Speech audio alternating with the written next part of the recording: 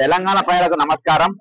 ఈ రోజు income tax officer అయినటువంటి principal director of investigation income tax department government of ఇండియాకు నేను ఈ రోజు మొన్న నరసింహారెడ్డి గారు ఏదైతే 200 కోట్ల విలువైనటువంటి భూమిని నేను కొన్నా, దీని హైకోర్టులో గెలిచినా అని మరి గజ్జల నరసింహారెడ్డి జర్నలిస్టు మరి ఆయన నేను గెలిచేసిన అన్నట్టుగా మరి ఈ రోజు ఆయన సోషల్ మీడియాలో బాజాప్తా ఆయన చెప్పుకున్నాడు. అంతేకాకుండా ఈ ల్యాండ్ కు వాళ్లకు కొంచెం లిటిగేషన్ నడుస్తున్నట్టు కూడా అది వచ్చింది. అయితే నేనేమంటున్నా అంటే, ఇగో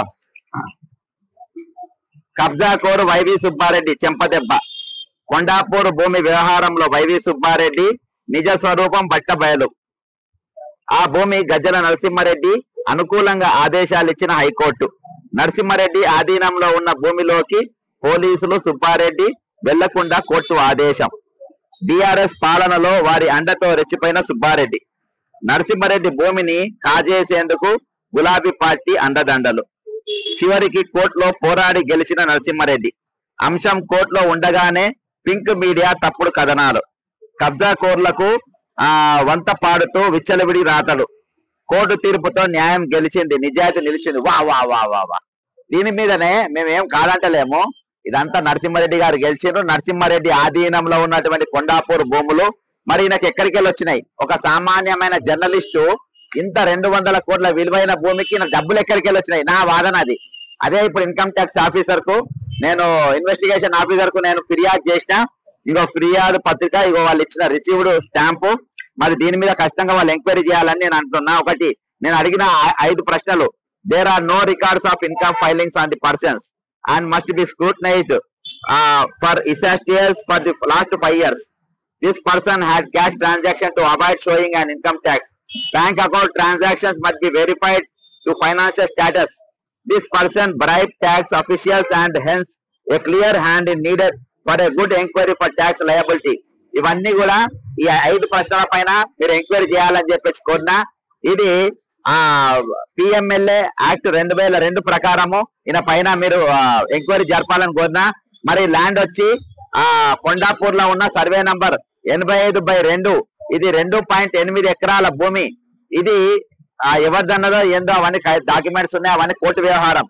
కానీ ఇందులో ఈ డబ్బు ఎక్కడికి వెళ్ళి వచ్చింది? ఈ రాష్ట్రంలో జర్నలిస్ట్ అనేటోళ్ళు అతీతులు కాదు, వాళ్ళు అతీతమైన శక్తులు కాదు. వాళ్ళు ఇక్కడ మాకు ఇక్కడ రూల్స్ రెగ్యులేషన్ కు సంబంధాలు లేవనేది కాదు. ఇక్కడ అందరూ సమానమే, ఇక్కడ అందరూ ఒకటే. ఆ ఒకటనే తెలుపనికే ఈ రోజు ఈ భూమి నాది అని ఒప్పుకున్నా నువ్వే. ఒప్పుకుంటే 200 కోట్ల రూపాయలకి ఎక్కడి? ఆల్రెడీ ఇదివరకే రవిప్రకాష్ అనే ఆయన ఎవరి దగ్గర అయితే పనిచేసినావో రవిప్రకాష్ దాదాపు ఆర్టీవీ మొత్తము కొన్నాడు. మరి ఆయన పైసలు ఎక్కడికి వెళ్ళి వచ్చినాయి? ఆయన నష్టంలో ఉన్నటువంటి వ్యక్తి. మరి ఇదే ఈడీ ఆఫీస్ లా నేను ఆర్టీవీ పైన ఇచ్చినటువంటి వీడియో అది వెలుగులోకి తొలగించి ఆయన వాళ్ళతో లాలించబడ్డారని చెప్పిండు. ఇక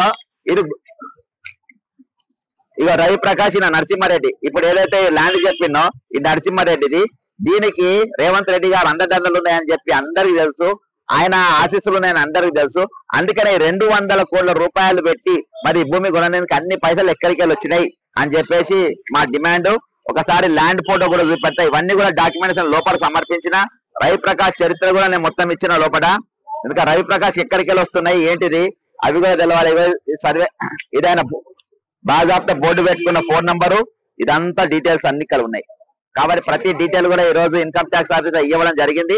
ఖచ్చితంగా ఇది ట్రాన్స్పరెంట్ గా ఎంక్వైరీ జరుగుతుందని నేను అనుకుంటున్నా. వీళ్ళపైన ఖచ్చితంగా చర్యలు తీసుకుంటారని నేను అనుకుంటున్నా. ఎందుకంటే ఈ రోజు బాజాప్తా వీళ్ళ నీతి మంతులు అయినట్టుగా కష్టపడి చెంతోడు సంపాదించినట్టుగా న్యాయం గెలిచింది అంట.